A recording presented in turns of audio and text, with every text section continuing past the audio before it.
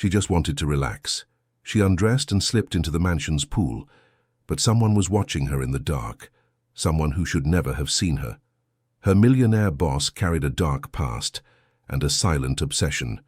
If you enjoy love and romance stories, watch until the end. You won't regret it. Subscribe to our channel and leave a comment telling us where you're listening from. We continue! The scent of wax and lavender still permeated the hallways when Marina was finally able to breathe. It was almost midnight, and the Winter Manor, perched high on a hill in Aspen, Colorado, was finally at rest. The other staff members had left hours ago, leaving behind only the echo of their hurried voices and the soft clatter of vacuums being stored in the service closets. Marina Clark was 28 years old and carried on her back the weight of someone who had always needed to be too strong too soon. Her brown hair, always tied in a discreet bun during work, now fell loose over her shoulders as she walked barefoot across the cold marble floor. Each step echoed like a whisper in the silence of the house. For 3 years, she had managed the manor's cleaning and maintenance team. 3 years of observing every detail of a place that felt more like a museum than a home. Expensive paintings on the walls, period furniture, Persian rugs that cost more than she earned in an entire year. But Marina knew every corner, every shadow, every secret those walls held. What she didn't know was that someone knew her far, better than she could ever imagine. Thomas Norwood was 42 and owned one of the largest construction firms in the state of New York. The heir to a fortune built on concrete and steel, he had transformed the family business into an empire that stretched across the entire Northeast. A man of few words and many secrets, Thomas had chosen the manor in Aspen as his refuge from the world. It was where he came when he needed to think, when business became too complicated, when loneliness weighed more heavily than his responsibilities. On that June night with a chill that cut through the Colorado mountains like a blade, Thomas had arrived earlier than expected. He used the side entrance that led directly to his private wing, a discreet door hidden among the hydrangeas in the garden. He always did this when he wanted to avoid the staff, when he needed absolute silence. But the silence was broken by the soft sound of water being disturbed. From the balcony of his third-floor bedroom, Thomas saw a female figure gliding through the heated pool. At first he thought it was an intruder, someone who had trespassed on his property. But when the woman lifted her face toward the moon, he recognized Marina's delicate features. She swam with slow, almost meditative strokes. The water, illuminated by underwater lights, cast golden reflections on her tanned skin. Her wet hair clung to her neck, her shoulders, cascading down her back like dark ribbons. Marina looked like a lost mermaid, a creature that had found its natural element. Thomas should have turned away. He should have respected her privacy, let her enjoy that moment of freedom. But his feet remained glued to the balcony floor, his eyes fixed on the sight that stirred something dormant in his chest. Because Thomas had known Marina long before she accepted the job to work for him. 7 years earlier, on a rainy March day, a 21-year-old woman had knocked on the manor's door looking for her sister. Lucy Clark had worked as Thomas's personal assistant for only 6 months before disappearing without a trace. The police investigated, but the case was closed for lack of evidence. Lucy's family persisted for a few months, but then silence fell. Marina never gave up. When the position for cleaning team coordinator opened up, she applied with a modest resume, but a determination that impressed the hiring managers. Thomas followed the process from a distance, watching through security cameras every interview, every moment Marina walked through the manor's hallways. He knew exactly who she was, and he knew why she was there. But there was something more, something Thomas never admitted, not even to himself. From the first day he saw Marina, still young and desperate, searching for her sister, he felt a disturbing attraction. It was more than physical interest. It was as if she carried an impossible familiarity, as if she were part of a recurring dream he couldn't decipher. So when Marina was hired, Thomas began a silent game. He never showed himself directly, he just watched. He studied her habits, her quirks, her fears. He discovered that she read detective novels during her lunch break, that she was terrified of thunderstorms, that she talked to herself when she was concentrating on cleaning the paintings in the library. Thomas began to leave subtle clues of his presence, A new detective novel would mysteriously appear on Marina's table. During thunderstorms, the manor's sound system would play soft classical music that seemed to soothe the thunder, small gestures that she attributed to the kindness of a co-worker. In reality, they were signs of a growing obsession. That night, watching Marina swim alone in the pool, Thomas felt the time had come to step out of the shadows, but not abruptly. He was a patient, meticulous man. He had learned that the greatest conquests required strategy. Marina got out of the water after almost an hour. She wrapped herself in a towel she had borrowed from the pool closet and walked back toward the rear of the manor, where the small room she used when she had to stay overnight for work was located. It was one of those nights. The next day there would be a large reception for Thomas's important clients, and she wanted to personally supervise the final details. She didn't notice the male figure watching from the balcony. She didn't see the dark eyes that followed her every move until she disappeared into the darkness of the staff corridor. Thomas remained there for a few more minutes, absorbing what he had witnessed. Marina was no longer just the efficient employee who managed his team. She had become a necessity. The next day, Marina woke with a strange feeling, as if something in the manor had changed during the night. The air seemed thicker, charged with a presence she couldn't identify.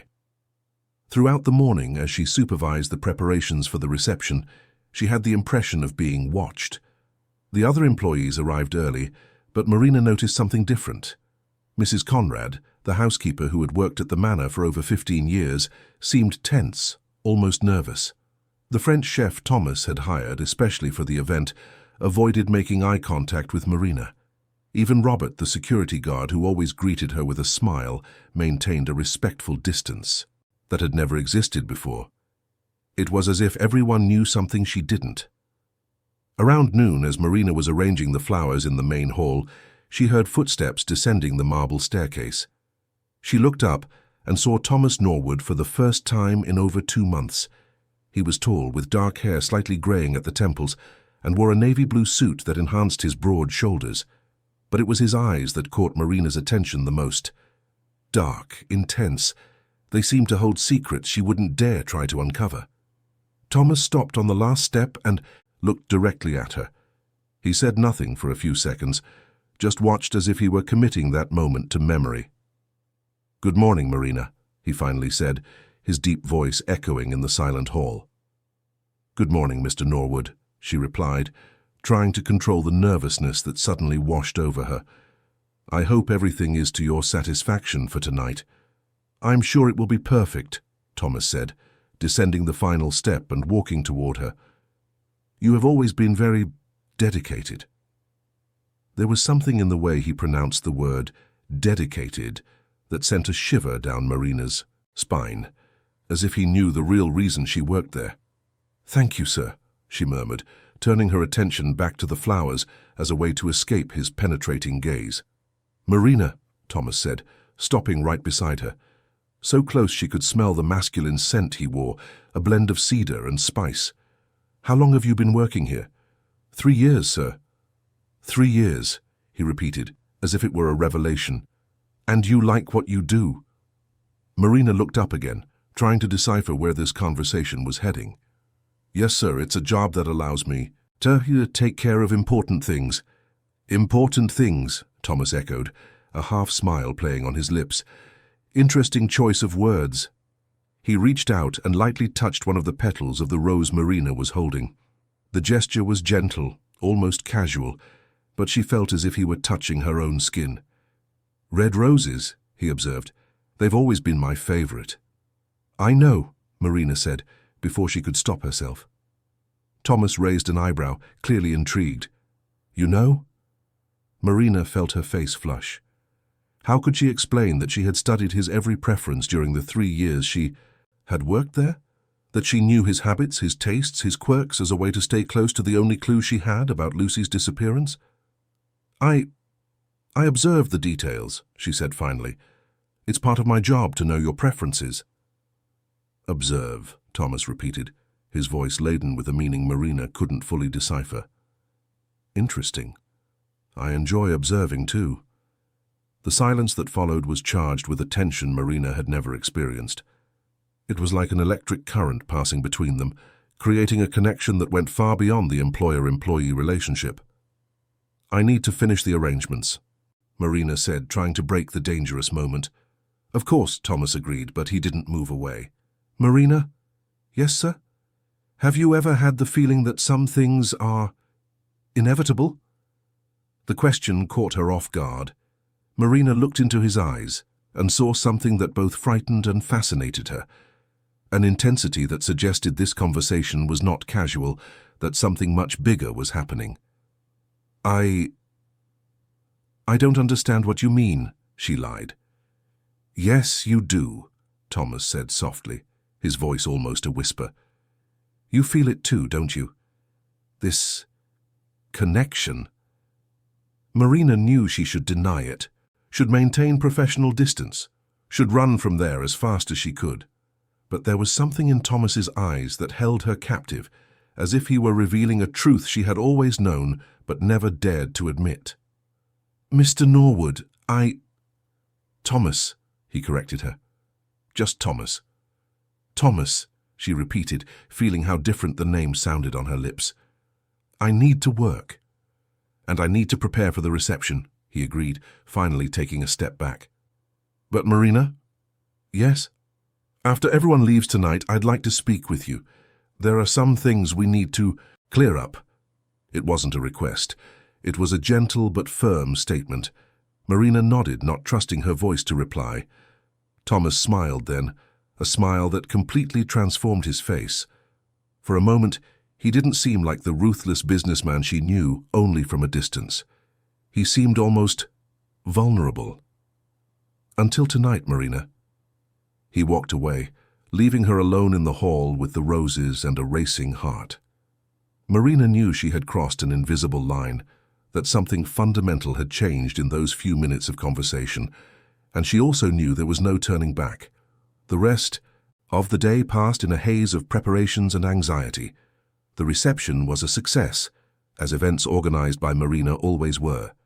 Important business leaders, influential politicians, New York socialites, all circulated through the manor, praising the decor, the food, the impeccable service. Marina coordinated everything from behind the scenes, appearing only when necessary, maintaining the discretion her job required.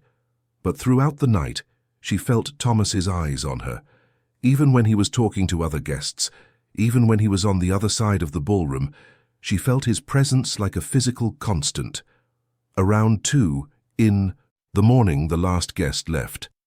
The service staff began to clear away the remnants of the party, but Thomas dismissed them all early, saying Marina could supervise the final cleanup the next morning. Within minutes, the manor returned to its usual silence. Marina remained in the hall arranging the last details, knowing the promised conversation was coming. "Marina."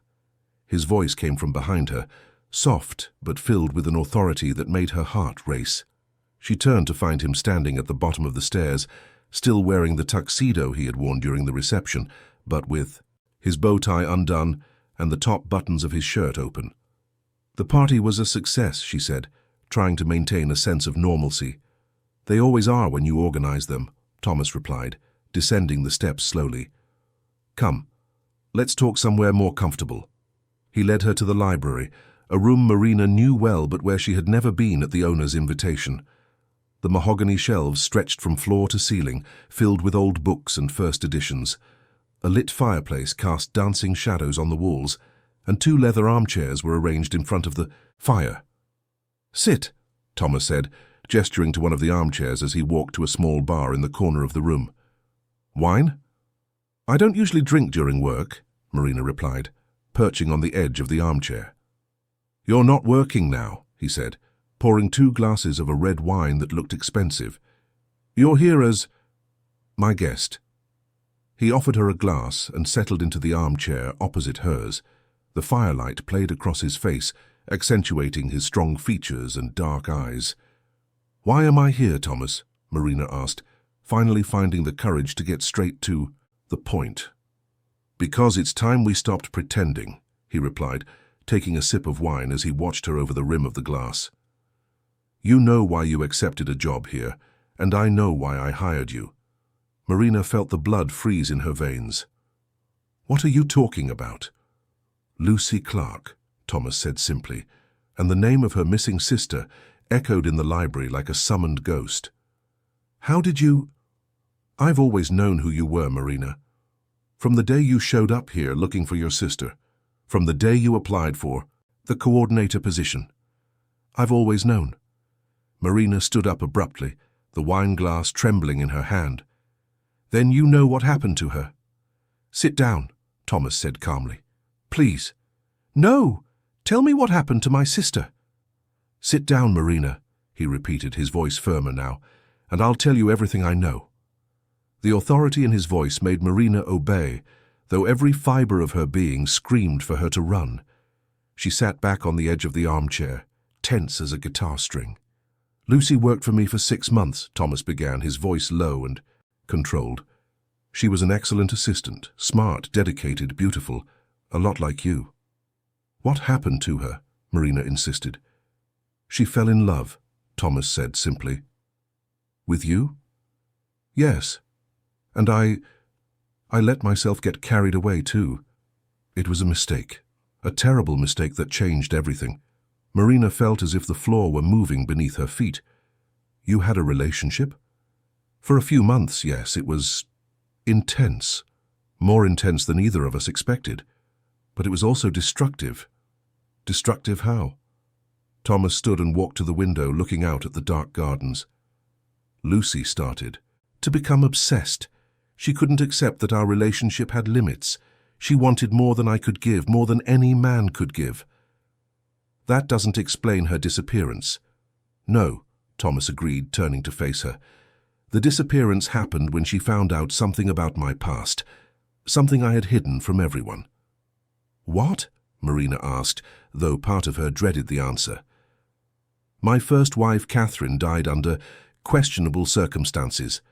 Officially, it was a car accident, but there were suspicions that she wanted to leave me and that I had prevented it.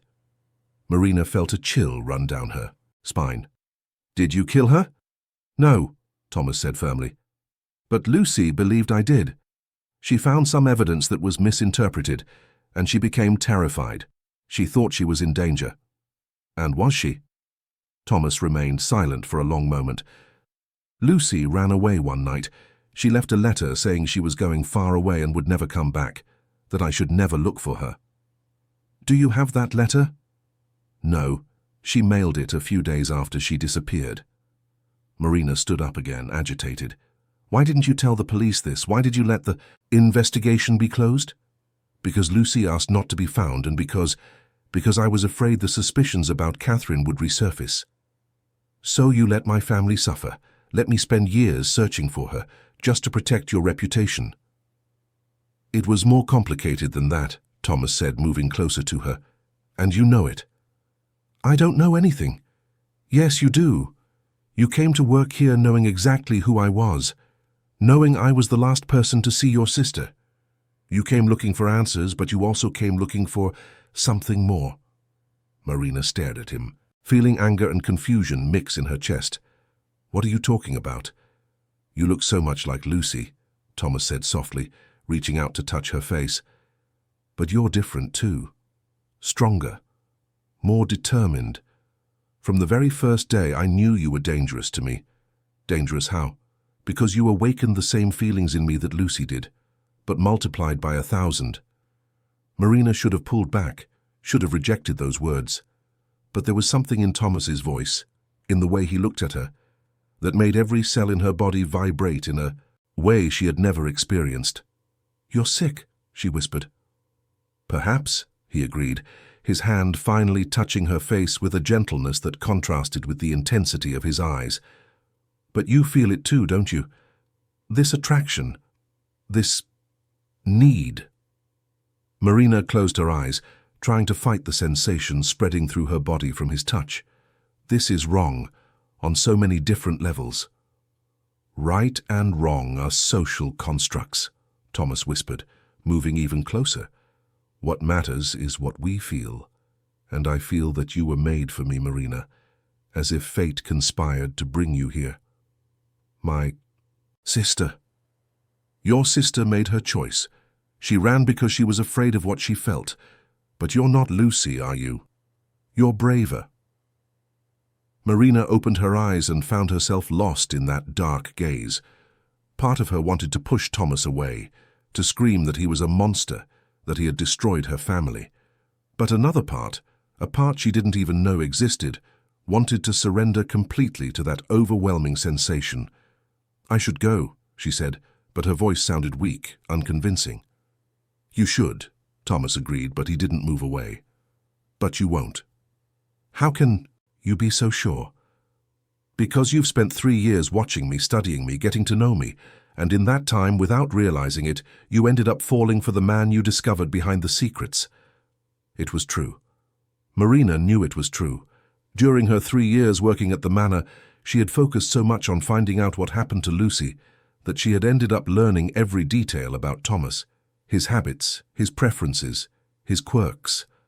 And somewhere in the middle of it all, she had begun to see him not as the villain of her sister's story, but as a complex, tormented, fascinating man. "This can't happen," Marina whispered, but her words sounded more like a plea for help than a statement of intent.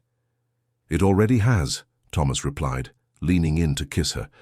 The kiss was gentle at first, almost hesitant, as if he were giving her one last chance to pull back. But when Marina didn't move away, when she felt her lips respond to his, the gentleness turned to intensity. It was as if years of unspoken tension exploded in a single moment. Marina found herself pressing her body against his, her fingers tangling in his dark hair, her mouth responding with a hunger she didn't know she possessed. When they finally broke apart, they were both breathless. "This will destroy us," Marina said against his lips. "I know," Thomas replied, kissing her forehead, "but it's too late to turn back now." Marina knew he was right. She had crossed a line that could no longer be uncrossed. She had surrendered to a feeling that went against everything she believed to be right. But she also knew she had never felt so alive. "What does this mean?" she asked, pulling back slightly, so she could look into his eyes. "It means you're no longer just my employee," Thomas said, running his fingers through her loose hair. "It means you're mine." The possessiveness in those words should have frightened Marina, but instead, it awoke something primal in her soul, something that recognized in his claim what she herself felt but dared not say. "And you?" she asked. "Are you mine too?" Thomas smiled, a smile that completely transformed his face. Completely. Irreversibly. Forever. It was a promise and a threat at the same time. Marina knew she was surrendering to something much larger, and more dangerous than a simple romance. She was surrendering to a mutual obsession that could consume them completely. But in that moment, with the firelight casting dancing shadows around them, with the taste of wine and danger on her lips, she couldn't imagine wanting to be anywhere else. The game had begun, and Marina knew there were no rules anymore. The days following the night in the library passed in a haze of tension and unconsummated desire. Marina tried to maintain her normal routine, coordinating the staff, taking care of the manor as she always did. But every gesture, every movement was charged with the awareness that Thomas was watching her. He no longer bothered to hide. He would appear in the kitchen when she was checking the inventory. He would walk through the gardens when she was supervising the landscaping. His eyes followed her like a physical presence, and Marina felt the weight of that gaze on every pore of her skin. But Thomas didn't touch her again. He didn't repeat the words from that night. It was as if he were waiting for her to make the next move, to choose to take the next step in the dangerous game they had begun. Marina knew she should leave. She should resign, go back to New York City, try to rebuild her life away from this man who awakened feelings in her she never knew existed. But two things kept her tied to the manor: the need to find out the complete truth about Lucy, and an attraction to Thomas that grew each day like a fever she couldn't break. On Thursday, a week after the reception, Marina was in the library organizing some books when she found something that would change everything again. It was an old volume of poetry, bound in worn red leather. When she took it from the shelf to dust it, a folded piece of paper fell to the floor. Marina picked it up and immediately recognized her sister's delicate, cursive handwriting.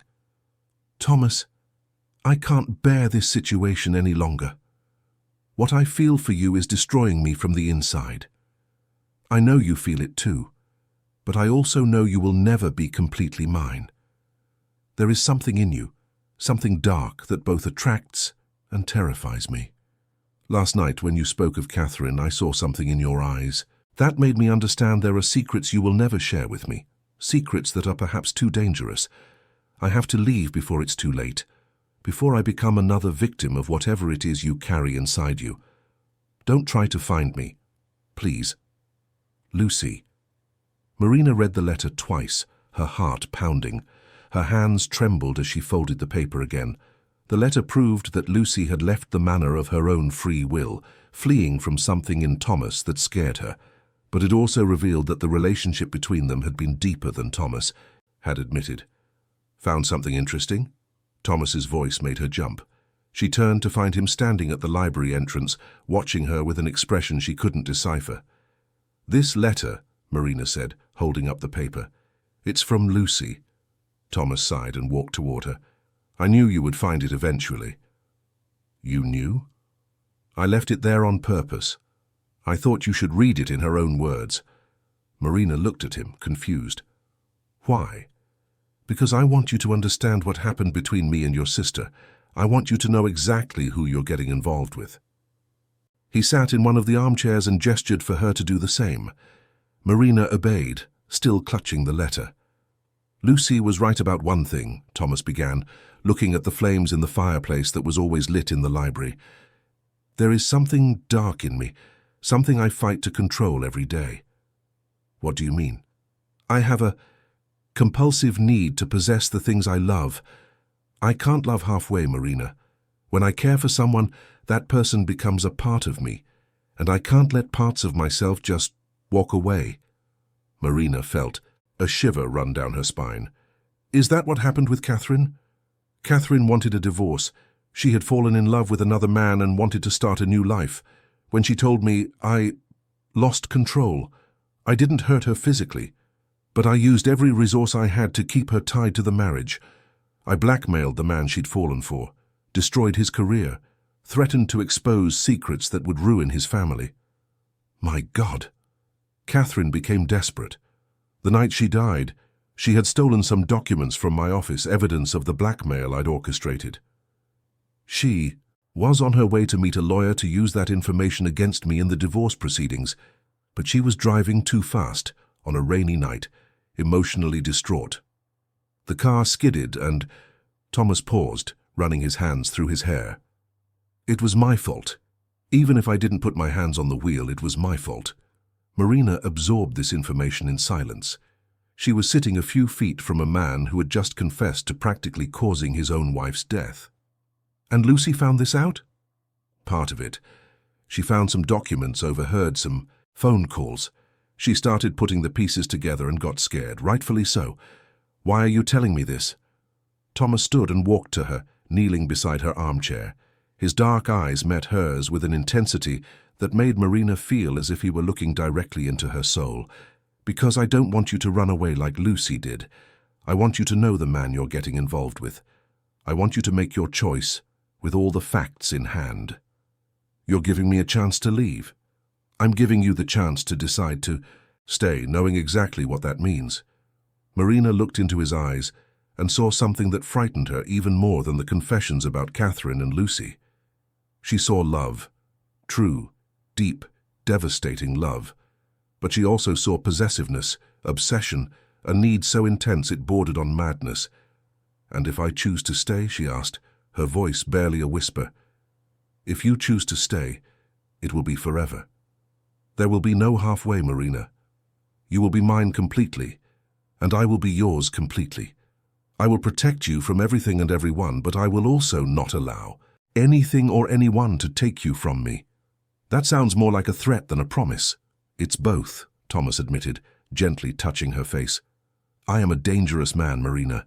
Dangerous to those I love, and dangerous to those who threaten what I love. But I am also capable of giving you a life you can't even imagine. I am capable of loving you in a way no man will ever be able to love. Marina closed her eyes, feeling his touch burn her skin. She knew she should get up and run. She knew she was on the edge of a precipice that could destroy her completely. But when she opened her eyes and met that intense gaze, she felt something inside her surrender completely. "I choose to stay," she whispered. The smile that spread across Thomas's face was like the sun rising after a storm. He kissed her then, and this time there was no hesitation, no doubt. It was a kiss that sealed a pact, that marked the beginning of something that went far beyond ordinary love. "You're mine now," he said against her lips. "And you're mine," Marina replied, surprised by the strength of her own voice. In the days that followed, the manor was transformed. Thomas dismissed most of the staff, keeping only 2 employees for general cleaning, who came just 3 times a week. Robert, the security guard, was transferred to another property. Mrs. Conrad resigned, citing personal issues, but Marina suspected she had been indirectly pressured to leave. Within a few days, the manor that had always bustled with activity became a silent sanctuary where only Thomas and Marina lived. He moved Marina into the master bedroom, next to his own. He had clothes custom-made for her, jewelry that cost more than she had earned in her entire life, imported perfumes that arrived weekly by express mail. Every gesture demonstrated a generosity that bordered on excessive, but also a need to mark possession that left Marina both flattered and uneasy. "You don't need all this," she said one night, finding 3 designer dresses hanging in her closet. "I need it," Thomas replied, hugging her from behind as she looked at the clothes. "I need to know you have everything you deserve. I need to take care of you the way I've always dreamed of taking care of someone. But I'm not dull for you to dress up." Thomas turned her in his arms, his eyes serious. "I know exactly who you are, Marina. A strong, independent, intelligent woman, but that doesn't mean I can't show you how precious you are to me." Marina knew there was a fine line between care and control, but she chose to believe in Thomas's intentions. She chose to surrender to that intense love that made her feel like the only woman in the world. Their nights became rituals of mutual discovery. Thomas was an attentive, patient lover, capable of awakening sensations Marina never knew existed. But he was also possessive, jealous even of her own memories. He wanted to know about every man she had ever been with, every kiss she had given, every moment of pleasure she had experienced. "I don't want there to be any secrets between us," he would say, when Marina protested his intimate interrogations. "But you have secrets," she would point out. "I do," he would agree, "but I will gradually share them all with you. I want you to know me completely." And so he did. In the weeks that followed, Thomas revealed layers of his life that few people knew. He told her about a difficult childhood with an authoritarian father who would beat him for any sign of weakness, about his mother who died when he was only 12, leaving him alone with a man who saw love as weakness and affection as manipulation. "I learned early on that if you want to keep someone close, you have to become indispensable to them," Thomas confessed one night, lying beside her in the darkness of the room. "It was the only form of love I ever knew." Marina began to understand the origins of Thomas's obsessive need to possess those he loved. It didn't justify it, but it explained it, and somehow that made her feel even closer to him. But it was during the 5th week of her new life that Marina found something that would change everything once again. She was exploring the rooms of the manor she had never visited, now that she had free access to everything, when she discovered a locked door in the basement. When she asked Thomas about it, he said it was just a storage room for old family heirlooms, unimportant things he kept for sentimental reasons. Marina didn't press the issue, but the locked door began to haunt her dreams. There was something in the simplicity of his explanation that didn't convince her. One morning, while Thomas was in New York City for urgent business, Marina decided to explore the basement. She had seen Thomas put some keys in a secret drawer of his desk, and one of them looked like the right size for that door. What she found on the other side made her question everything she thought she knew about the man she had fallen in love with. The room was a kind of secret office. The walls were covered with photographs, documents, newspaper clippings, but they weren't random photographs. They were all of women, dozens of different women in everyday situations, apparently unaware they were being photographed. Marina approached the walls, feeling the blood run cold in her veins. She recognized some faces. One was Catherine, Thomas's first wife.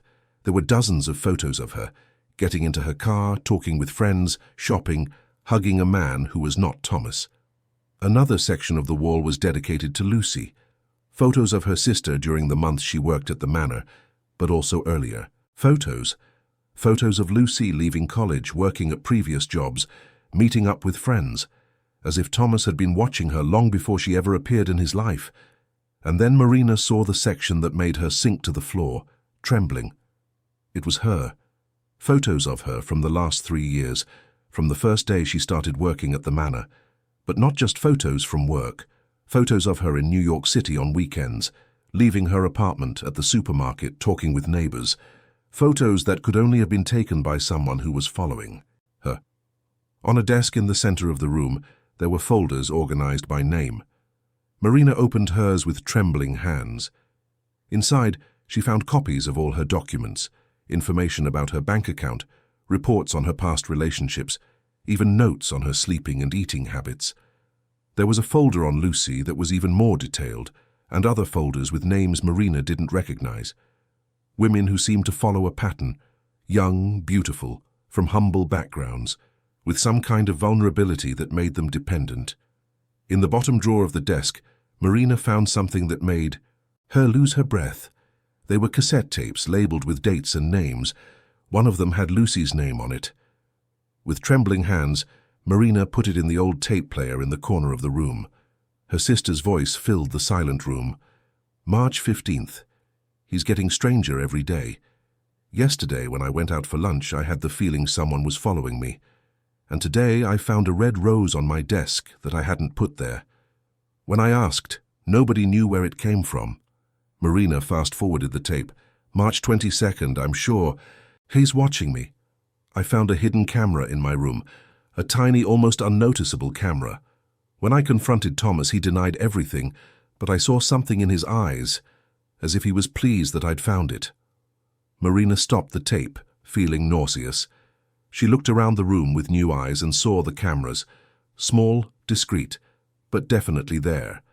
How many were there in the entire manor? How many in the room where she now slept? She returned her attention to the tape. March 30th. He confessed that he loves me. But it wasn't a romantic confession. It was like a sentence.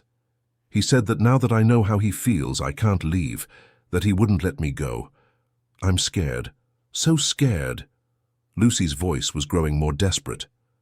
April 5th. I found the secret office. I saw the pictures, the reports, everything. He knows I found it because today there was a rose on the desk in that damned place, a rose with a note. Now you know me completely. I have to run. I have to get out of here before it's too late. April 8th. This will be my last recording. I've come up with a plan to escape. I'm going to pretend to accept the situation, to surrender to him, and when he lets his guard down, I'm leaving. If anyone is listening to this in the future, know that Thomas Norwood is a dangerous man. He doesn't love. He collects. And when he gets tired of a piece in his collection, it just disappears. The tape ended with a dry click that echoed in the silence of the room. Marina remained sitting on the floor for she didn't know how long, absorbing what she had discovered. Thomas wasn't just a man with abandonment issues. He was a sophisticated predator who chose his victims carefully, studying them for years before making his approach, and she had fallen into the same trap as Lucy. But there was one crucial difference. Lucy had escaped, and Marina. Marina had to decide if she would escape too. She heard the sound of a car arriving and felt panic seize her body. Thomas was back. Quickly, she put everything back as it was, locked the door, and went up to the main floor trying to appear normal. Marina, Thomas's voice echoed through the main hall.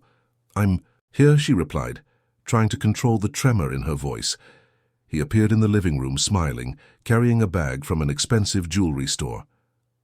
I brought you something, he said, approaching to kiss her. Marina forced herself to return the kiss, but it felt like she was kissing a stranger, or worse, like she was kissing a predator who had finally shown his true fangs. What is it? She asked, gesturing to the bag. Thomas pulled out a velvet box and opened it, revealing a diamond necklace that must have cost a fortune. "To celebrate our first month together," he said, moving behind her to put the necklace on. Marina felt the weight of the jewelry on her neck like a collar. She looked at herself in the living room mirror and saw a beautiful, well-dressed woman covered in expensive jewels. But she also saw a prisoner. "You look beautiful," Thomas said, kissing her neck. "Perfect." As he hugged her from behind, Marina saw in their reflection in the mirror the same look of satisfaction a collector has upon acquiring a rare piece. "Thomas," she said, turning in his arms, "can I ask you a question?" "Anything." "Do you really love me? Or am I just a possession to you?" His eyes narrowed slightly, as if he were trying to decipher where the question was leading. "Why do you ask?" "Because sometimes I get the feeling you see me more as a precious object than as a person." Thomas studied her face for a long moment. "Love is possession, Marina. At least the kind of love I feel for you. I want to possess your every thought, every breath, every beat of your heart. Does that scare you?" "Should it?" "Perhaps, but you're not like Lucy. You're stronger, more capable of understanding that true love requires sacrifices." Marina felt a shiver. "What kind of sacrifices?" "The freedom to belong to anyone other than me." That night, lying next to Thomas as he slept, Marina planned her escape. She knew she couldn't just walk out. He would find her as he had found all the others. She needed a more elaborate plan. But as she was about to fall asleep, she felt Thomas's hand touch her arm. "Marina?" "Yes." "I know you found the office today." Her blood ran cold. "What are you talking about?" "There are motion sensors. Down there. And cameras. I saw everything." Marina sat up in bed, her heart pounding. "Thomas, I can explain." "You don't need to explain. I left the door unlocked on purpose. I wanted you to find it." "Why?" He sat up too, turning on the bedside lamp. His face was calm, almost serene. "Because it's time for you to fully understand who I am, and to decide if you can live with that truth." "You're insane," Marina whispered. "Perhaps, but I'm insane for you, and now you know just how far that insanity can go." Marina looked into his eyes and saw something that terrified her. He wasn't ashamed, he wasn't sorry. He was proud. Proud of the extent of his obsession, of the sophistication of his methods, of the perfection of his gilded cage. "What happened to the other women, the ones who couldn't adapt to your collection?" "They made other choices," Thomas said simply. "What choices?" "They chose to run. And when you run from me, well, sometimes you get lost on the road." The threat was clear. Marina understood that she had reached the point of no return. She could either accept living in this gilded cage or risk becoming another woman who got lost on the road. "And Lucy?" she asked, though she feared the answer. "Lucy was smart. She disappeared in a way that made it impossible for me to find her, at least until now." "Until now?" Thomas smiled, and it was the most terrifying smile Marina had ever seen. "You're the perfect bait to bring her back, don't you think?" Marina then understood the full extent of Thomas's plan. She wasn't just a new obsession. She was the weapon he would use to reclaim his previous one. And in that moment, alone in the darkness with a man who had revealed himself to be far more dangerous than she had ever imagined, Marina realized she had fallen in love with her own captor. The question now was, would she be smart enough to escape, as Lucy had, or would she become another victim of Thomas's sick need to possess what he loved? Time, that relentless judge, would soon give her the answer. Marina couldn't sleep for the rest of that night. She lay motionless beside Thomas, feigning sleep, while her mind worked feverishly to process everything she had discovered. His every breath beside her felt like a silent threat, every movement a reminder that she was trapped in the web of a predator, far more sophisticated than she had imagined. When the sun finally rose over the Aspen Mountains, Marina made a decision that would change the course of her life. She would not run like Lucy had. She would stay and play Thomas's game better than he could, because she had understood something fundamental during those sleepless hours. Thomas was not invincible. He had a weakness. His obsessive love for her was real. And people in love make mistakes. "Good morning, my love," Thomas said when he finally woke up. kissing her forehead with a tenderness that was frighteningly at odds with the previous night's revelations. "Good morning," Marina replied, forcing a smile she knew was convincing. Years of working in domestic service had taught her how to hide her true feelings when necessary. "Did you sleep well?" "Like an angel," she lied. Thomas studied her face for a moment, as if searching for signs of dissimulation, but he was apparently satisfied with what he saw. "I have a surprise for you today," he said, getting up and heading to the closet. "What kind of surprise?" "We're going on a trip. I know a special place where we can spend a few days alone. Just the two of us. No distractions." Marina felt a chill.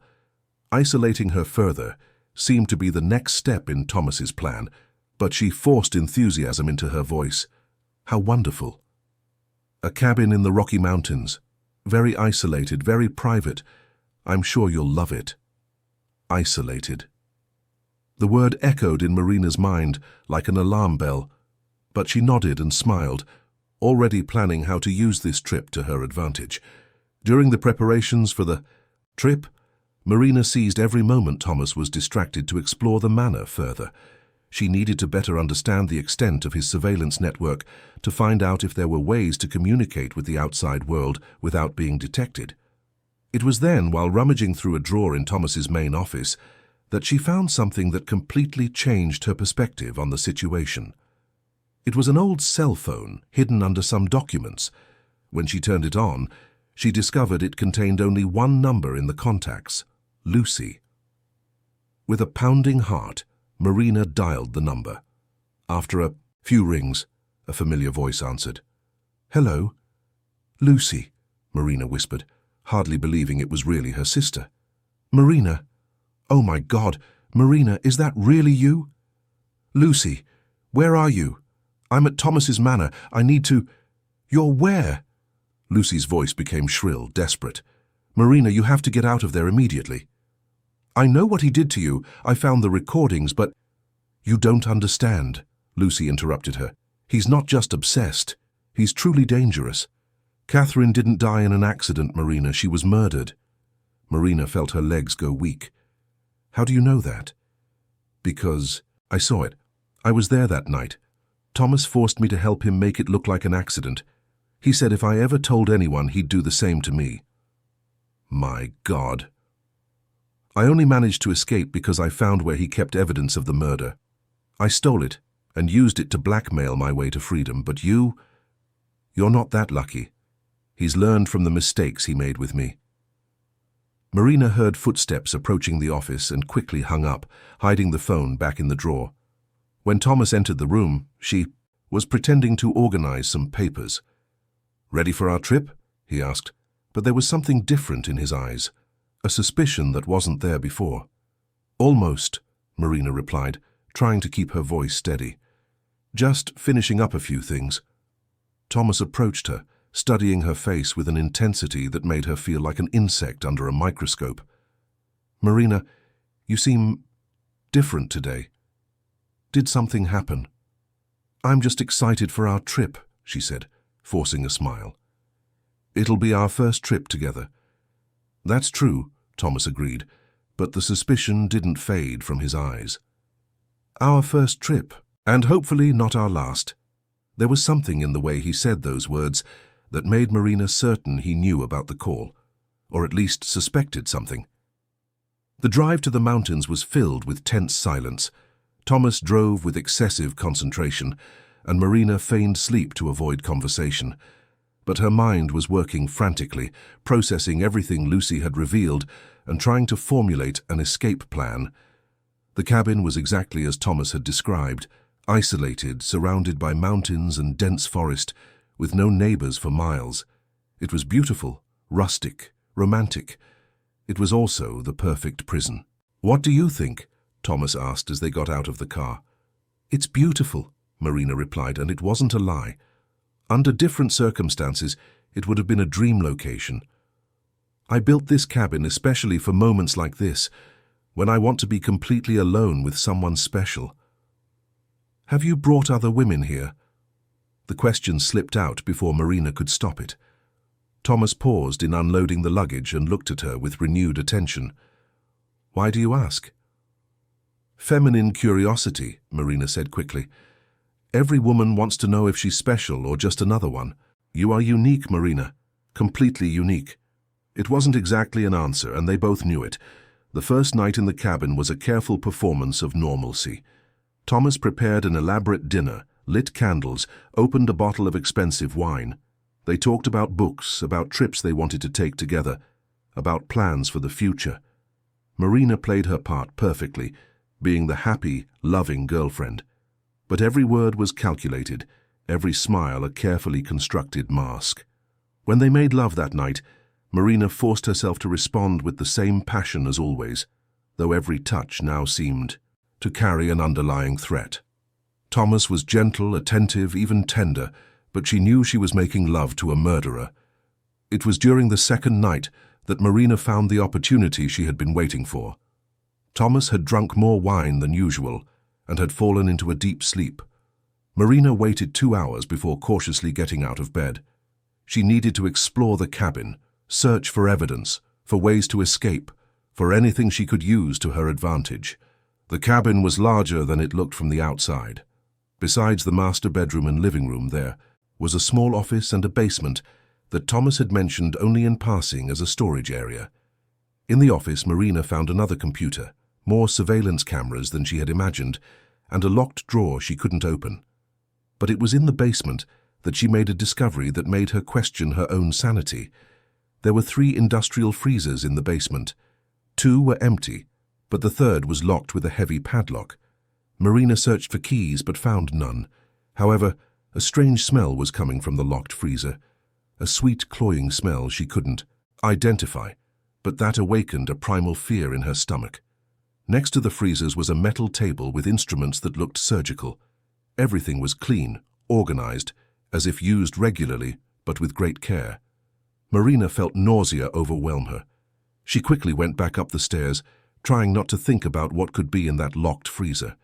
When she returned to the bedroom, she found Thomas awake, sitting on the edge of the bed. "Where were you?" he asked, his voice dangerously calm. "The bathroom," Marina replied, trying to control the tremor in her voice. "For 40 minutes. So he had timed her absence, of course he had. I had a stomachache, I think it was something I ate." Thomas got up and walked toward her. When he was very close, he sniffed her hair like an animal sniffing its prey. "You smell like the basement," he said. Marina felt panic take hold, but she forced a laugh. "The basement? What does a basement smell like?" "Dampness, mold, fear." The last word was spoken as a whisper, but it echoed in the silent room like a scream. "Thomas, you're scaring me." "Well," he said, smiling in a way that didn't reach his eyes, "maybe it's time you were a little scared." He moved away from her and walked to the window, looking out at the darkness. "You know, Marina, relationships are built on trust, and I'm starting to feel that you don't completely trust me." "I do trust you," Marina lied desperately. "No, you don't. And that's a problem, because I need absolute trust from the people I love." He turned to face her again, and this time there was no tenderness in his expression. "Tomorrow you and I are going to have a very honest conversation about trust, about truth, about consequences." Marina knew the performance was over. Thomas no longer believed her act of the loving girlfriend, and if she had learned anything in the past few weeks, it was that Thomas did not tolerate being deceived. She spent the rest of the night pretending to sleep, frantically planning a way to escape. The cabin was isolated, but there was a dirt road leading back to the main highway. If she could just get to the car. But when the sun rose, Marina discovered that Thomas had thought of that too. The car keys were gone, and when she looked out the window, she saw that the tires were flat. "Good morning, my love," Thomas said when she entered the kitchen. He was making breakfast as if nothing had happened. "Good morning," Marina replied, trying to maintain normalcy. "Sleep well after our talk?" "Yes." "Good, because today we're going to have that conversation I promised, and I want you to be well rested for it." Thomas served coffee and sat at the table, gesturing for her to do the same. As Marina sat, she noticed he had placed a kitchen knife within her easy reach. If he were inviting her to try something. "Marina," he began, his voice calm and controlled. "I know you spoke with Lucy." Marina's heart stopped for a moment, but she forced herself to keep a neutral expression. "I don't know what you're talking about." "The cell phone in my office. I know you found it. I know you called your sister." Marina realized denial was useless. Thomas already had all the evidence he needed. "All right," she said, lifting her chin. "I spoke with Lucy, and she told me everything. About Catherine, about what you really are." Thomas nodded as if satisfied with the confession. "And what do you think I am?" "A murderer." "Interesting. And are you afraid of me now?" Marina looked into his dark eyes and made a decision that could either save her life or condemn her soul. "I should be," she said slowly. "But strangely, I'm not." Thomas raised an eyebrow, clearly not expecting that answer. "You're not afraid?" "I'm afraid of many things," Marina continued, her words gaining strength as she spoke. "I'm afraid of being abandoned. I'm afraid of being betrayed. I'm afraid of loving someone who doesn't love me back. But you love me in a way I never thought possible. Yes, it's dangerous, yes, it's sick, but it's real." Thomas watched her with an intensity that seemed to burn. "Go on." "Catherine wanted to leave you. Lucy ran from you. But I don't want to go anywhere, even knowing what I'm capable of, especially knowing it." Marina stood up and walked to him, forcing every fiber of her being to show a confidence she didn't feel.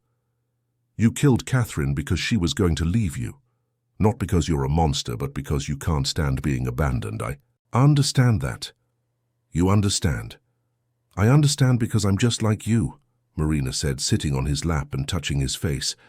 "I can't stand the idea of losing what I love either. And I love you, Thomas. I love your obsession, your possessiveness, your need to have me completely, because it means that I'm important, that I matter." Thomas studied her face for a long moment, and Marina saw something change in his expression. Suspicion gave way to surprise, and then to something that looked almost like relief. "You're really not afraid?" "I'm afraid of you leaving me," Marina said, and this time she wasn't entirely lying. Somewhere in the middle of her performance she had found a disturbing truth. "I'm afraid you'll get tired of me like you got tired of the others." "I didn't get tired of the others," Thomas said, running his fingers through her hair. "They disappointed me. They couldn't accept the intensity of my love. But I can." "Can you?" "I can, if you promise me one thing." "What?" "That you'll never hide important things from me again. If we're going to be together, if we're going to be partners in this, I need to know everything, including what's in that locked freezer downstairs." Thomas tensed beneath her. "Marina, if you want my total acceptance, my total complicity, then I need the total truth." It was a dangerous gamble, but Marina knew it was her only chance. She needed to make Thomas believe she was different from the others, that she could be not just a victim, but a partner. Thomas watched her for a long moment, clearly weighing his options. Finally, he nodded. "All right, I'll show you everything. But Marina..." "Yes?" "After you see it, there's no turning back. You'll be as guilty as I am." Marina kissed his lips, sealing a pact that would make her an accomplice to crimes she couldn't yet imagine. "I accept," she whispered. And in that moment, sitting on the lap of a murderer, planning her own survival through complicity, Marina wondered if she had become the hero of her own escape story, or the villain of a tragedy that was just beginning. The answer would come when she descended into that basement again, and saw at last what secrets Thomas kept behind steel and ice. What Marina saw in that freezer changed something fundamental in her soul. Not just her perception of Thomas, but of herself, of the limits of what a human being could accept in the name of love. Inside the locked freezer were vials, dozens of them, carefully labeled and organized. Each contained a clear liquid, and each label bore a woman's name and a date. Catherine, March 2018. Fernanda, August 2019.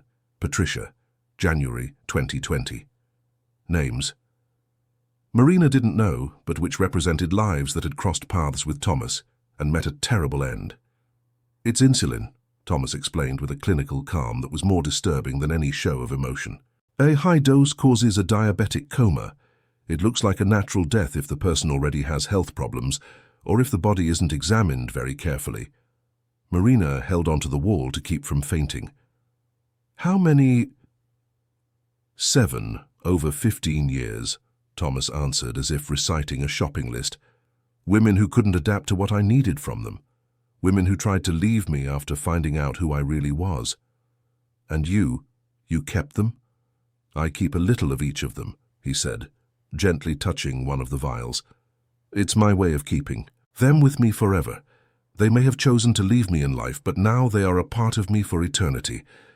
Marina felt bile rise in her throat, but she forced herself to stay standing, to keep looking, because she knew her reaction in that moment would determine whether she left that cabin alive.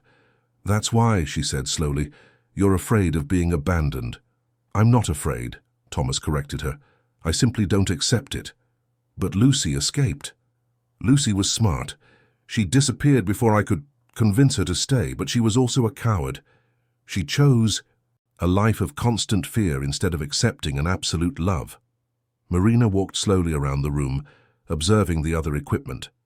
There was a smaller freezer containing pre-filled syringes, a table with medical instruments, a sophisticated ventilation system that explained why there was no smell of decomposition. "Is this where you brought them?" "The last 3, yes.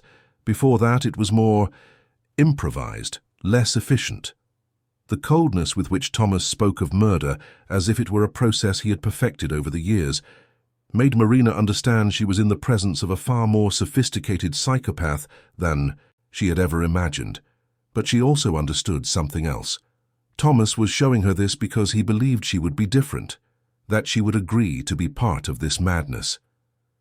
"And now," Marina asked, turning to face him, "what do you expect me to do with this information?" "I expect you to understand," Thomas said, approaching her, "to comprehend that the love I feel for you is so intense that I am capable of anything to preserve it, and I expect you to choose to be a part of it instead of fighting against it." Marina looked into his eyes and saw something that surprised her, not just madness or coldness, but a desperate vulnerability. Thomas truly believed this was love. In his twisted mind, these murders were acts of preserving something sacred. "You want me to be your accomplice," she said. "I want you to be my partner, in everything." Marina took a deep breath, making the riskiest decision of her life. "All right," she said, "but on one condition." Thomas raised an eyebrow, clearly not expecting a negotiation. "What condition?" "Lucy, I want you to stop looking for her. She made her choice. She ran. Leave her. In peace." "Why?" "Because it's the only way I can fully accept what you've done. If I knew you were going after her, there would always be a part of me that hated you. And you don't want that, do you?" Thomas studied her face for a long moment. Marina could see the gears in his mind turning, weighing the proposal. "And in return?" "In return, I stay. Forever. No questions, no escape attempts, no judgments. I'm yours completely." It was a desperate bargain, but Marina knew it was the only way to protect Lucy and perhaps to find an opportunity to escape in the future. "Forever is a long time," Thomas said. "Not for me, not if it's with you." He smiled then, and it was a genuine smile, full of relief and satisfaction. "All right," he agreed. "Lucy can live her life as a fugitive. I don't need her anymore, I have you." They sealed the deal with a kiss right there, in the middle of the chamber of horrors Thomas had created. Marina forced herself to respond with passion, though every cell in her body screamed for her to run. In the days that followed, Marina lived a duality that tested her sanity. By day, she was the loving girlfriend, playing her part in the romantic farce Thomas had created. They cooked together, took long walks on the mountain trails, made love with an intensity that seemed to grow each day.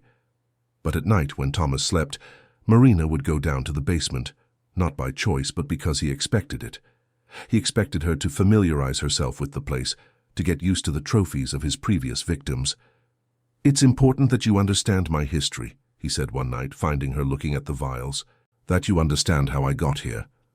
And so, during the nights in the cabin, Thomas told Marina the story of each of the women whose essences he had preserved. Catherine had been the first, but not by choice. It had been an act of desperation when she threatened to leave him and expose some of the company's shady dealings. The insulin had been a spur-of-the-moment inspiration, a memory from the times he had cared for his diabetic mother. It was perfect, Thomas said with the admiration of an artist describing his masterpiece. No one suspected, and afterward, when I understood how I felt having a part of her with me forever, I knew I had found the solution to the problem of abandonment. The others had been more planned, women he had carefully chosen, courted, won over, and then eliminated when they couldn't accept the intensity of his possessive love. They all could have chosen to stay, he would explain with genuine sadness.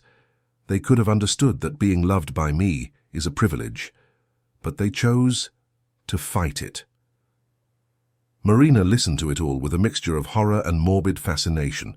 She was beginning to understand Thomas's behavioral patterns, the ways he justified his actions to himself. This was important because her survival depended on never giving him a reason to preserve her too. It was during the 5th night in the cabin that something fundamentally changed in the dynamic between them. Marina was in the basement, looking at the vials as had become her custom, when she heard footsteps coming down the stairs. She expected to see Thomas, but was surprised by a figure that made her blood run cold. A young man, perhaps in his early 30s, tall and thin, with light eyes that seemed to know her. He didn't seem scared or surprised to be there. He seemed, at home. "You must be Marina," he said with a smile that didn't reach his eyes. "Who are you?" Marina asked, looking around for Thomas.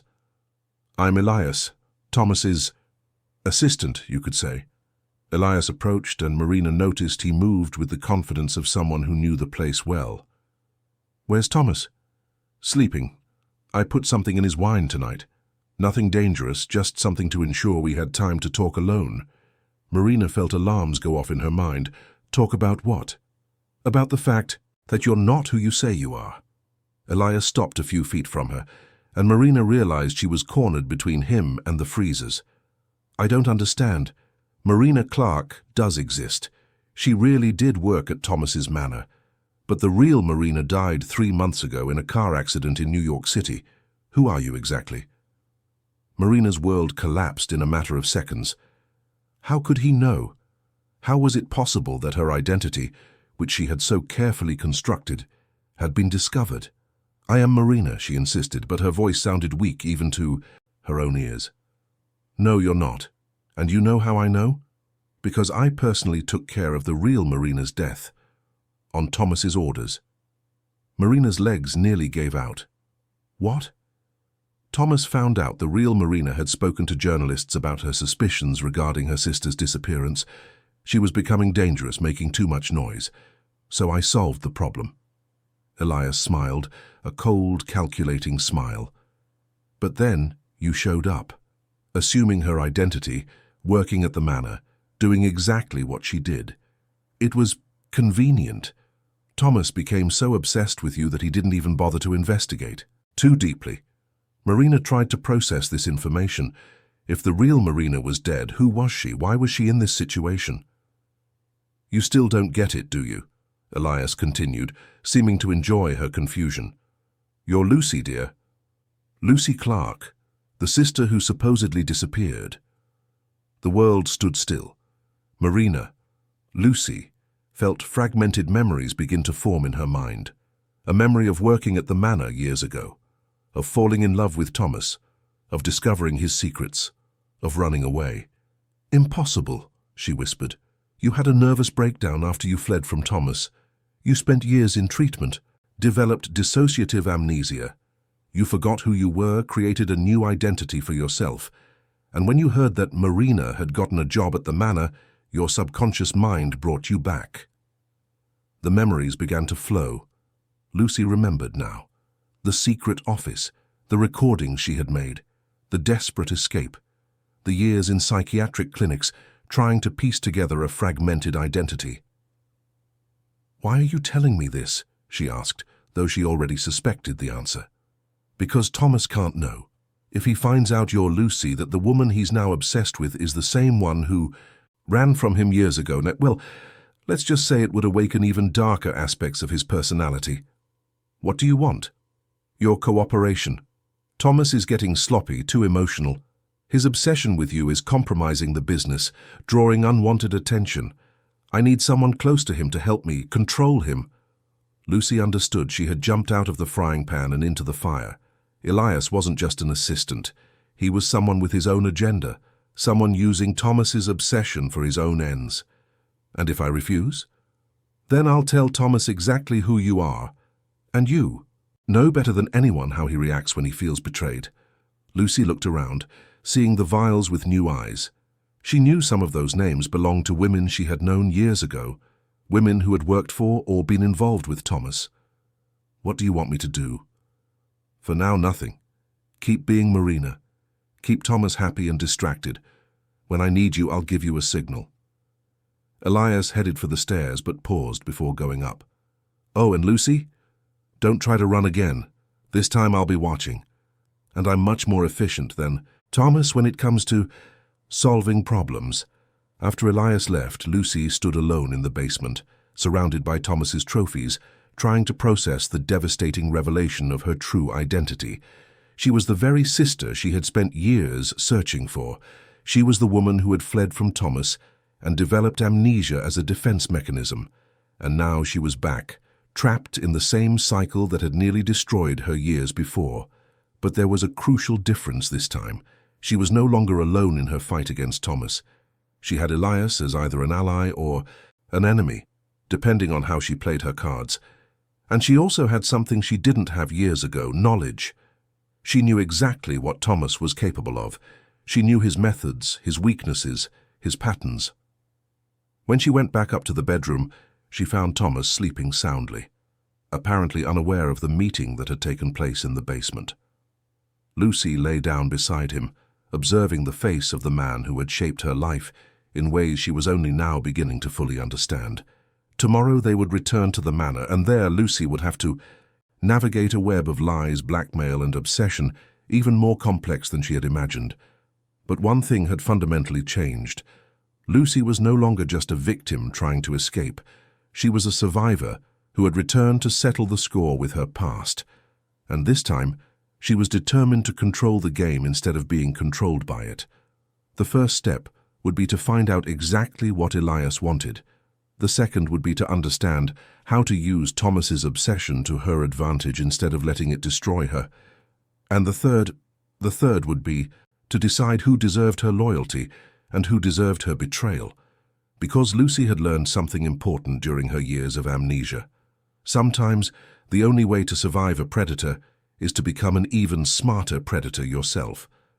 The war for her own soul was just beginning. The return to the manor brought a superficial normality that masked the emotional storm raging inside Lucy. Every room in the house now triggered fragmented memories of her previous life there. The scent of lavender in the main hall, the specific sound her steps made on the marble floor, the view of the gardens from the library window, all of it created a sense of déjà vu that was both familiar and terrifying. Thomas had resumed his work routine, spending long hours in his office or traveling to New York City for meetings. During these absences, Lucy took the opportunity to explore the manor with new eyes, trying to recover lost memories and better understand what had changed in the years since her escape. It was during one of these explorations that she discovered Elias had a much greater presence in the manor than she had imagined. There were signs of him everywhere, clothes in one of the guest rooms, toiletries in the adjoining bathroom, even a makeshift office on the third floor she had never noticed before. Elias was not just an occasional assistant to Thomas. He lived there, like a constant shadow, observing and controlling aspects of Thomas's life that even she hadn't perceived. "Surprised to see me here?" Elias asked one afternoon when Lucy entered what she thought was his private study and found him working on a computer. "Should I be? Considering you've lived in this house for 3 weeks without even knowing I existed, I'd say so." Lucy approached, trying to see what he was doing on the computer. On the screen, she recognized complex financial spreadsheets, bank transfers, documents that looked like contracts. What is this? Thomas's real business, the kind that doesn't show up in the company's official reports. What kind of business? Elias leaned back in his chair, studying her with those light eyes that seemed to see too much. Money laundering, bribing public officials, a few contract killings when necessary. Thomas may be an obsessed romantic, but he's also a very pragmatic businessman. Lucy felt a chill. And you manage this for him? I manage, execute, coordinate. Thomas has specific talents, but organization and discretion aren't among them, at least not when it comes to business. Why do you do it? Because I'm paid very well, and because I have my own projects that benefit from the structure Thomas has created. Elias stood and walked to the window, looking out at the gardens. You know, Lucy, when you ran away years ago, Thomas almost lost control completely. He spent months searching for you, neglecting the business, making erratic decisions driven by emotion instead of logic. And you brought him back under control. I saved his empire, and in return he gave me carte blanche to develop certain parallel activities. Lucy began to understand that Elias was not just Thomas's employee. He was a sophisticated parasite who had found in Thomas the perfect host for his own criminal schemes. What do you want from me, Elias? Stability. Thomas functions best when he has an obsession to keep him focused. You're perfect for that. But I need to be sure you won't run away again and leave him in pieces. And if I wanted to run, then I would have to take preventive measures, and believe me, my measures are much more permanent than Thomas's. It was a clear threat, but Lucy noticed something important in the way Elias spoke. He didn't have the sick love for her that Thomas did. To Elias, she was just a useful tool, and tools could be replaced if necessary. I understand, Lucy said, but I also need to understand something. If I'm going to stay, if I'm going to be part of this structure, I need to know my place in it. Elias smiled, and it was a genuinely approving smile. Smart. Your place is to keep Thomas happy and predictable. In return, you get access to everything money can buy, protection from any external threat, and the guarantee that nothing bad will happen to you as long as you're useful. And when I'm no longer useful? Let's hope that never happens. That night, when Thomas returned from New York, Lucy watched him with new eyes. She saw not just the obsessed and dangerous man who had fallen for her, but also the centerpiece of a complex criminal organization that Elias skillfully controlled from the shadows. How was your trip? She asked, kissing him as he entered the room. Productive. Closed some important deals. He hugged her, inhaling the scent of her hair. But I missed you. Every minute away from you is torture. I missed you too. And it was true, in a disturbing way. Despite everything she knew about him, despite the horror she had discovered in the cabin, Lucy genuinely missed Thomas when he wasn't around. It was as if his obsession had become contagious, infecting her as well. I have some news for you, Thomas said, pulling back to look into her eyes. We've decided to get married. We've decided. I've decided. And I know you'll agree because you love me as much as I love you. It wasn't a proposal. It was a declaration. And Lucy realized she had reached another point of no return in her relationship with Thomas. When? She asked, because she knew resisting would be futile and potentially dangerous. In a month. It will be a small ceremony, just close family. Actually, just the two of us, the priest and 2 witnesses.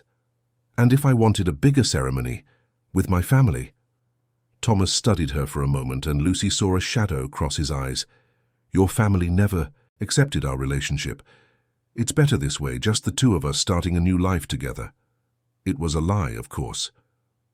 Lucy knew she had no living family other than her sister Marina, who was dead on Thomas's own orders, but she pretended to accept the explanation. All right, it will be perfect that way. The smile that spread across Thomas's face was radiant. He kissed her with an intensity that took her breath away, and then began talking about plans for the honeymoon, about the house he would buy for them in another country, about the perfect life they would have together.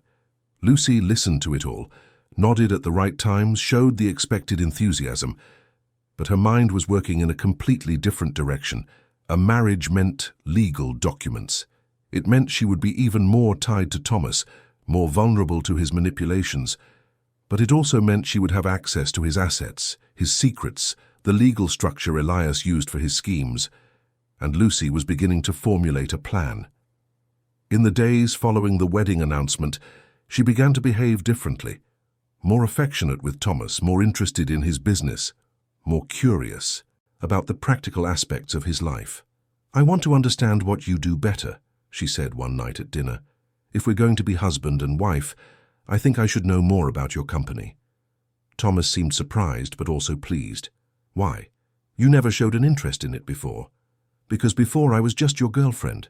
Now I'll be your wife. I want to be able to help you, to truly support you." It was exactly what he wanted to hear. In the following days, Thomas began to include her more in his business discussions, to explain certain aspects of the company, to introduce her to some of his closest partners. Lucy absorbed every piece of information, memorized every name, observed every interaction. She was building a mental map of Thomas's network, identifying weaknesses, opportunities, ways to use the system against him. But it was during one of these business education sessions that she discovered something that changed everything again. Thomas was showing her some contracts when she noticed a familiar name on one of the documents. Dr. Richard Mendez, the psychiatrist who had treated her during her years of amnesia. "Who is this doctor?" she asked, trying to keep her voice casual. "A medical consultant. He helps us with issues related to employees who have psychological problems." Lucy felt her blood run cold. "What kind of problems?" "Stress, depression, sometimes more serious issues. Dr. Mendez is very discreet and very effective at making people forget things they shouldn't remember." The revelation hit Lucy like a lightning bolt. Her amnesia hadn't been the result of natural trauma. It had been induced. Dr. Mendez hadn't been her savior during her lost years. He had been another of Thomas's instruments of control. "Have you known him long?" she asked, struggling to maintain her composure. "A few years. He's been very useful in some delicate situations." Lucy then understood the true extent of the manipulation she had been subjected to. Thomas hadn't just let her escape years ago. He had orchestrated her escape, her recovery, and her return. Everything had been planned to bring her back at the right time so that she would fall in love with him again without the traumatic baggage of the past. She had been played with like a doll, her memories edited, her personality reconstructed to fit Thomas's fantasies. But now that she knew the truth, Lucy could use this knowledge to her advantage. That same night after Thomas fell asleep, she went down again to Elias's secret office. "Need me?" Elias asked, without looking up from his computer. "I need information on Dr. Richard Mendez." Elias stopped typing and looked at her with interest. "Why?" "Because I found out he was responsible for my amnesia, and if he was hired by Thomas to do it, he probably has information that could be useful." "Useful for what?" "For ensuring that we all remain in advantageous positions in this game." Elias smiled, and it was a smile that recognized a worthy player. "Now you're speaking my language. What do you have in mind?" "An insurance policy. Something that ensures that if any one of us decides to betray the others, everyone has something to lose." It was the beginning of a dangerous but necessary alliance. Lucy had learned that to survive in Thomas's world, she needed to be as ruthless as he was. Over the next few weeks, as the wedding preparations moved forward, Lucy and Elias worked secretly to build a complete dossier on Thomas's illegal activities. Elias provided the financial evidence, and Lucy used her new access to Thomas's personal documents to find other proof. The most important thing was to establish clear connections between Thomas and the murders of the previous women. Dr. Mendez proved to be the key. His medical records contained details about the memory-wiping sessions he had conducted for Thomas, including recorded testimonies from the victims before they were eliminated. He recorded their confessions, Lucy asked in disbelief when Elias showed her the files. Life insurance. If Thomas ever tried to get rid of him, Dr. Mendez had enough evidence to destroy him. Unfortunately for the doctor, he underestimated how much. Thomas values absolute silence. What do you mean? Dr. Mendes had a car accident last week. Very convenient, considering you had started to recover some memories. Lucy felt a chill. Thomas was eliminating witnesses, preparing for a clean life with her. But that also meant he was getting more desperate, more willing to take risks. "We have to speed up our plan," she said. "Agreed. The wedding will be the perfect opportunity." In the final days before the ceremony, Lucy finalized the details of her strategy. She had copied all of Thomas's and Elias's important files, created backups in secure locations, and established contact with an investigative journalist in New York who specialized in corporate crime. The plan was simple, but risky. After the wedding, when she was officially Thomas's wife and had legal access to all his assets, she would reveal everything.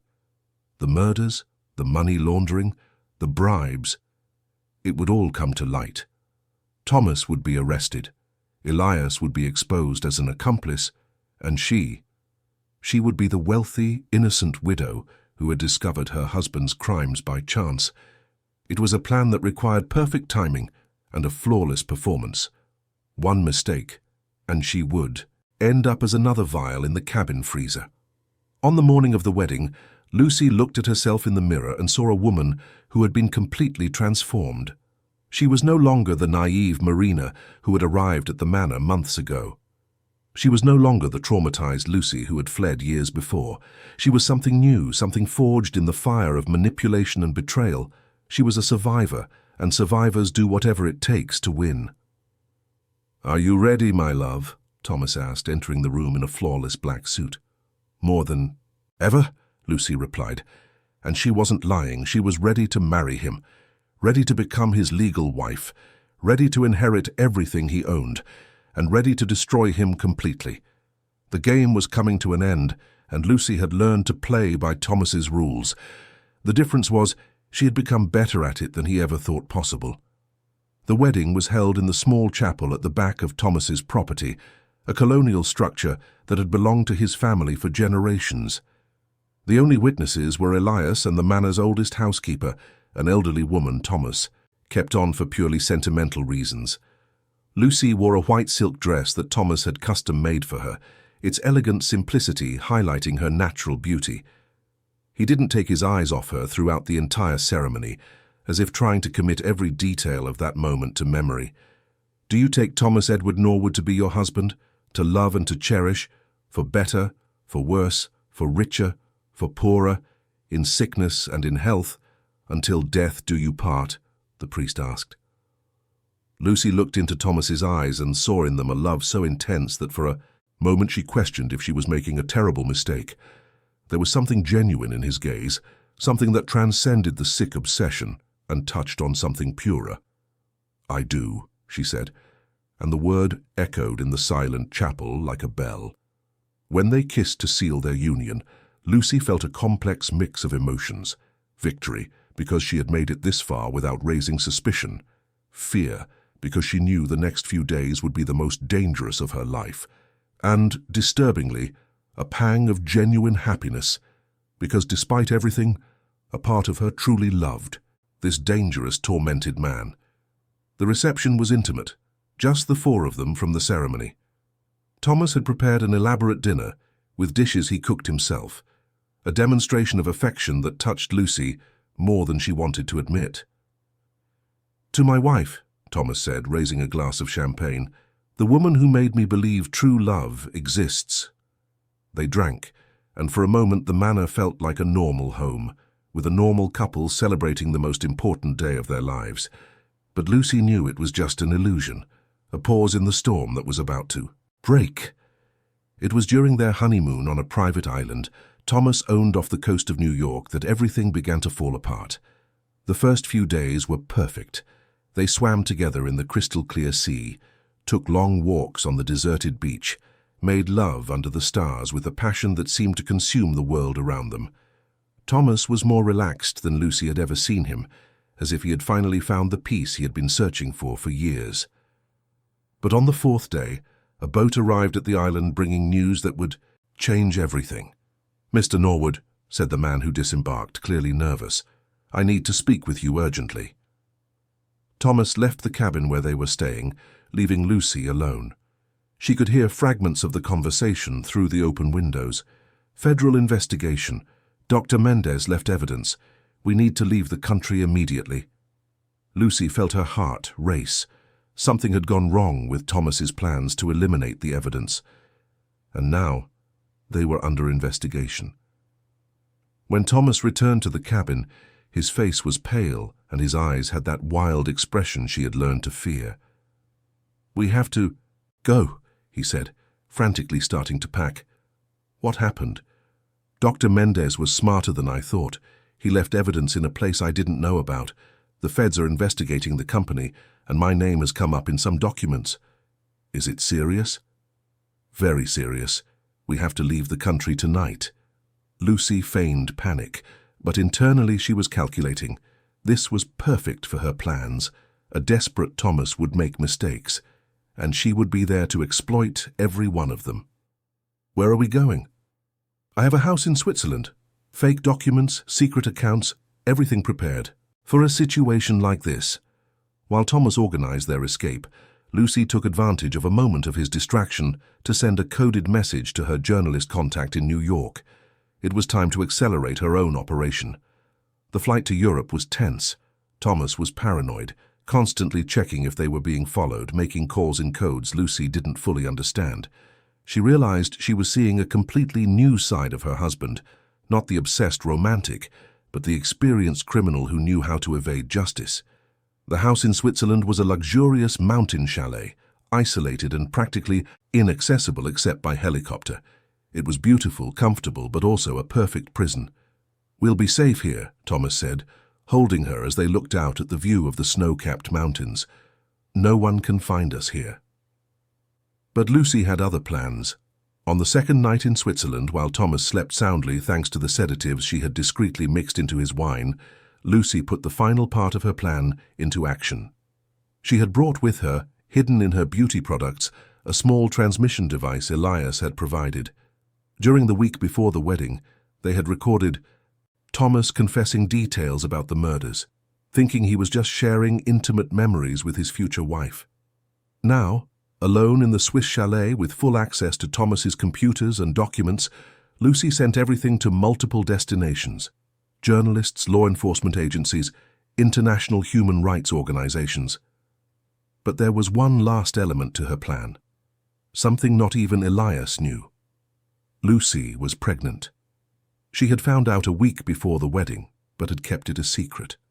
The child was Thomas's, she was sure of it, and it represented both her salvation and her potential ruin.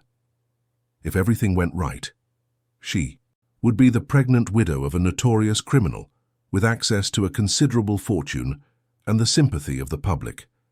If something went wrong, well, she had learned from Thomas that love and death sometimes walked hand in hand. The next morning, Thomas woke to find Lucy sitting on the balcony drinking tea and reading the news on her tablet. "Good morning, my love," he said, kissing her forehead. "How did you sleep?" "Soundly," she replied, showing him the tablet screen. "But you should see this." On the screen was the headline of a major American newspaper. "New York. Businessman wanted for series of murders." Below it were photos of Thomas and details of the crimes he had committed over the years. Thomas turned ashen. How did they get this information?" "I don't know," Lucy lied softly. "Maybe Dr. Mendez left more evidence than you thought." Thomas began to pace, clearly panicking. "This is impossible. I eliminated all the evidence. All of it. Maybe you trusted the wrong people." The sentence was spoken casually, but Thomas stopped pacing and looked at her with renewed attention. "What do you mean by that?" "Just that, well, Elias had access to a lot of information about your business, and he always seemed very interested in protecting himself." Lucy was planting seeds of distrust, turning Thomas against his own accomplice. It was risky, but necessary for her survival. "You think Elias betrayed me?" "I don't know. I just find it strange that right after our wedding, when you were most emotionally vulnerable, all this evidence suddenly appeared. It was pure manipulation, but it worked. Lucy saw anger and paranoia settle in Thomas's eyes. "That son of a bitch," he muttered, "after everything I did for him." Over the next few hours, Thomas made several furious calls trying to locate Elias, but he discovered that his partner had disappeared, along with a considerable sum of money from the secret accounts. In reality, Elias was following the plan he and Lucy had devised. He would disappear with a portion of the money, enough to start a new life, and she would get the rest when Thomas was arrested or dead. It was an alliance of mutual convenience, but so far it was working perfectly. "We have to move," Thomas said, after discovering several of his bank accounts had been frozen. "Interpol must be looking for us by now. Where can we go?" "I have contacts in South Africa, people who can get us new identities, but it's going to be dangerous." "I trust you," Lucy said, touching his arm. "I'll go wherever you go." It was a lie, of course. Lucy had no intention of fleeing to South Africa or anywhere else with Thomas, but he didn't know that yet. That night, as Thomas arranged the details of their next escape, Lucy made the most difficult decision of her life. She loved Thomas. Despite everything he had done, despite the horrors she had discovered, a part of her truly loved him. But she knew she would never be free as long as he was alive. More importantly, she knew her unborn child would never be safe with a father who was a serial killer. In Thomas's nightstand drawer, she had found a syringe and a vial of insulin, the same tools he used to eliminate his victims. It was poetically ironic that his own method would be used against him. But when the time came to act, as Lucy stood by the bed watching Thomas sleep peacefully, she couldn't do it. Not because she pitied him, but because she realized something fundamental. Thomas alive and imprisoned would be far more useful to her than Thomas dead. Instead, she did something even more devastating. She called Interpol directly and gave them the exact location of the chalet. When the Swiss authorities arrived the next morning, Lucy was waiting for them on the balcony, dressed as the innocent and shaken wife of a criminal. "Please," she pleaded with the officers, genuine tears streaming down her face. "I didn't know anything. I only found out when we got here and he started getting these strange calls." It was a perfect performance, and it worked. Thomas was arrested without resistance, still in shock from the betrayal of the woman he loved more than life itself. As they led him away, he looked at Lucy one last time. In that gaze, she saw not anger or hatred, but a painful understanding. He finally understood who she really was. "Marina," he said softly. "Or should I say, Lucy?" The officers didn't understand the reference, but Lucy did. Even at the end, even betrayed, Thomas had discovered her true identity. "I love you," were his last words to her before he was placed in the police vehicle. And the most disturbing part of all was that Lucy knew he was telling the truth. 6 months later, Lucy was back in the United States, living in a mansion in Greenwich, Connecticut, that she had bought with the money she managed to withdraw from Thomas's accounts before they were completely frozen. Her pregnancy was advanced, and she had become a sort of media celebrity as the brave widow who had helped capture a serial killer. Thomas was imprisoned in Switzerland awaiting extradition to the US. According to the lawyers, it would take years for all the legal proceedings to be completed. Enough time for Lucy to raise her child and establish a new life. Elias had disappeared completely, as planned. Occasionally, she received postcards from exotic places, unsigned, but she knew they were from him. It was his way of saying he was fine and would keep his side of their silent pact. One December afternoon, Lucy was in the garden of her new home, feeling the baby move in her belly when the phone rang. "Hello?" "Lucy." It was Thomas's voice. She went cold. "How did you—" "I have my resources even in prison. I needed to speak with you one last time." "What do you want?" "I want you to know that I'm not angry with you. You played the game better than I did.